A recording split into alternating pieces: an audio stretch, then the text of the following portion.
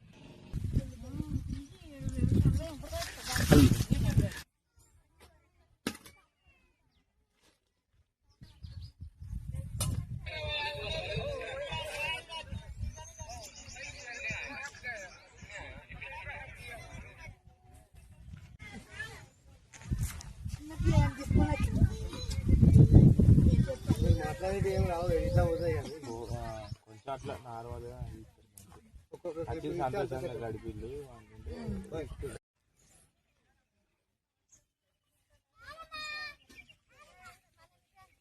చచ్చిపోయిండు. ఆయన బాగా పంకు ముసలైనాయి, మంచాల పడి ఉన్నాయనే చచ్చిపోయిండు. ఆయన చచ్చిపోయినాక ఆయన ఇంట్లోనే అలా కొడుకు చచ్చిపోయిండు. ఆయనకు కూడా పానం మచ్చకలేదు, కాంచలో ఏమో వచ్చింది. ఆయన చచ్చిపోయినాక ఇంకొక ఆయన చచ్చిపోయాడు. ఈయన దినాల నాడు ఇంకొక ఆయన చచ్చిపోయాడు. మళ్ళీ ఈయన రేపు దినాలనంగా ఒక ఆయన చచ్చిపోయాడు. ఒక ఆమె ముగ్గురు బిడ్డల తల్లి మందాగి చచ్చిపోయింది. మళ్ళా వాళ్ళింటనే వాళ్ళ ఇంకా చిన్న మామ బిడ్డ పడిసిదే, పిల్లలు లేరు జల్లలు లేరు, ఆమె చచ్చిపోయింది. ఆమె చచ్చిపోయినాక ఈయన దినాలైతేనే ఒక ఆయనకు అటోటాక్ వచ్చి ఆయన చచ్చిపోయినాక లాస్ట్ ఈయన కొడుకు మొన్ననే ఊరు పెట్టుకొని చచ్చిపోయాడు. ఇప్పుడు 4-5 నెలలు అవుతాయి. ఈ 4-5 నెలలనే 11 మంది చచ్చిపోయారు.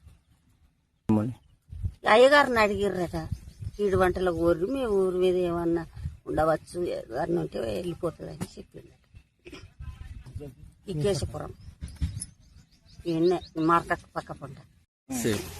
ఓకే, ఈ రోజు కేశవపురం 15th వార్డు కేశవపురం సంబంధించినటువంటి గ్రామ ప్రజలందరము కూడా పెద్ద మనుషులం అందరం వెళ్ళి పంతుల దగ్గరికి వెళ్తే మీ ఊరు కీడు సోకిందనే ఉద్దేశం కొద్ది మీరు బయట వంటలకు వెళ్ళానే అని చెప్పడం జరిగింది. ఈ రోజు ఉదయం 6 గంటల నుండి సాయంత్రం 6 గంటల వరకు ఊరందరూ కలిసి కీడు వంటలకు పలానా ప్రాంతానికి వెళ్ళి మీరు వండుకోవాలి చేయాలనే ఉద్దేశం కొద్ది ఇక్కడ రావడం జరిగింది. ఇళ్ళలకు తాళాలు వేసుకుని ఏ ఒక్కరు కూడా మా మతం లేకుండా ఏది లేకుండా అందరు రావడం జరిగింది ఇక్కడికి. సో అందుకని ఇక్కడికి వచ్చి వంటలు వార్పులు చేసుకొని ఉన్నాము. తర్వాత సాయంత్రం 6 గంటలకు వెళ్ళి మళ్ళీ రిటర్న్ అవుతాము. రిటర్న్ అయిన తర్వాత అక్కడ అయ్యగారు చెప్పిన